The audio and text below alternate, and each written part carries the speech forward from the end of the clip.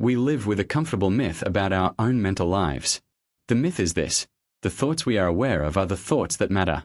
Conscious reasoning, deliberate intention, articulate belief. These are what actually drive behavior, make decisions, and shape our lives. The rest, the vague feelings, the hunches, the things we notice without quite knowing we notice them, is noise. Background. Irrelevant to the real action of the mind.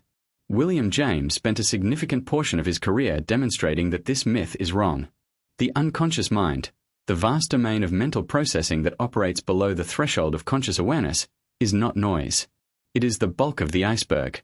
And understanding it is essential to understanding how human beings actually function. James came to unconscious mental processes not through the kind of clinical theorizing that would characterize Freud's approach, but through careful empirical observation and a philosophical commitment to taking all of experience seriously.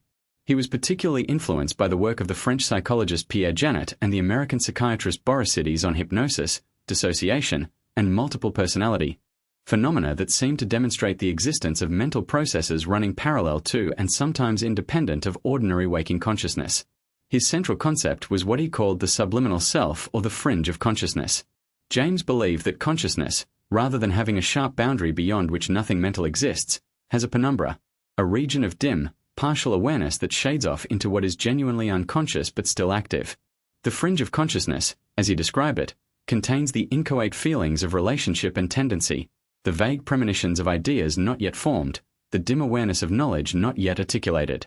It is, in his account, psychologically real and functionally important, even though it resists clear introspective access.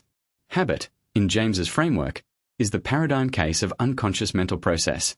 Once a behavior becomes habitual, it is no longer guided by conscious attention and deliberate intention. It runs automatically, beneath the threshold of awareness, triggered by environmental cues and executed without consuming conscious resources.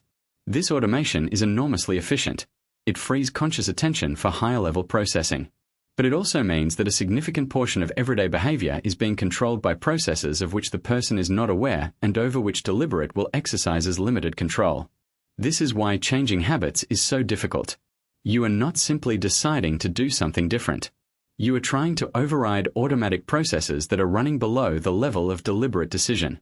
The unconscious habit program keeps executing even when the conscious mind has explicitly decided to change. The alcoholic who genuinely intends to stop drinking but finds themselves, without quite knowing how they got there, standing at a bar with a drink in their hand, is experiencing the power of unconscious habit over conscious intention. James understood this with great compassion and without moral judgment. Creative insight is another domain where James's account of unconscious processing is compelling. He observed that the most significant creative breakthroughs, the mathematical solution that appears fully formed after a night of sleep, the philosophical insight that arrives unexpectedly during a walk, are typically the products of extended unconscious processing rather than deliberate conscious effort. The conscious mind plants the problem, engages with it as far as it can, and then the unconscious mind continues working on it out of sight. The solution surfaces when ready, often at moments of relaxed attention. Henri Poincaré, the mathematician, described this process in his memoirs with striking clarity, and his description aligns perfectly with James's account. The unconscious mind, freed from the constraints of sequential conscious reasoning, can explore the problem space more widely, making connections across distant domains, testing combinations that deliberate reasoning would never consider. This is why taking breaks from difficult creative work, going for a walk, sleeping on it, doing something completely unrelated, is not procrastination. It is inviting the unconscious collaborator into the process. James's account of unconscious processes is in many ways more compatible with modern cognitive neuroscience than Freud's more theatrical version. The Freudian unconscious is populated by repressed memories, infantile sexual drives, and elaborate defensive structures. The cognitive neuroscience unconscious is populated by predictive models, implicit learning, emotional conditioning, and habit programs, most of which were never conscious and do not become so through therapeutic exploration. This is much closer to what James described. For practical life, understanding the role of unconscious processes suggests several things.